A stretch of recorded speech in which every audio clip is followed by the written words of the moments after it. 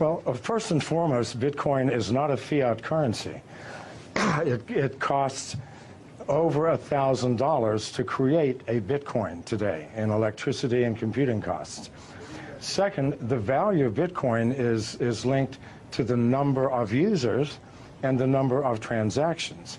It is not a speculative investment, even though it is being used as such by many people. As the Bitcoin network grows, the value of Bitcoin grows. As people move into Bitcoin for payments and receipts, they stop using US dollars, euros, Chinese yuan, which in the long term devalues these currencies. So what you're seeing is more of a currency devaluation than a bubble in Bitcoin. As more people use it, it has more intrinsic value. And again, the cost of producing a Bitcoin increases with the value of the Bitcoin.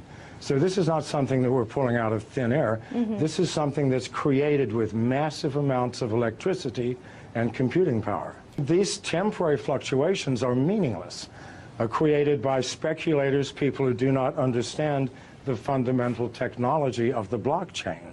Those who do know that in the long term, these fluctuations will make no difference.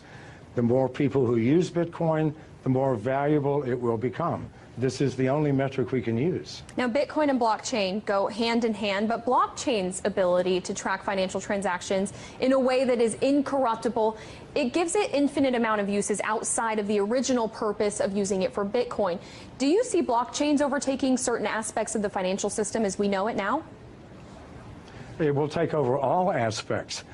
People think that Bitcoin or the blockchain is owned by someone, by a company or by a consortium. No, this is strictly a mathematical formula that nobody owns, that we are all participating in.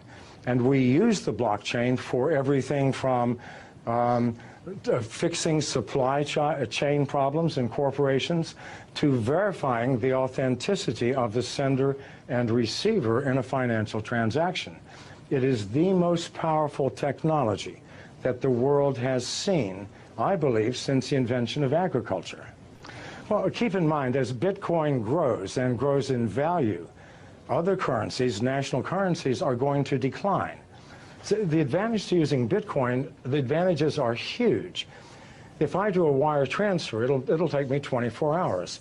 If I do a Bitcoin transfer, it takes me 30 seconds. It is instantaneous.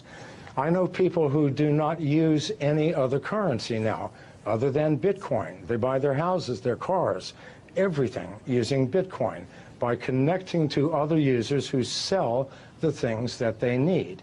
As more and more people use this, what will happen to national currencies? They will obviously devalue. They have to. So that 500,000 includes a massive devaluation in the US dollar, which absolutely has to come if Bitcoin continues to grow at its current rate.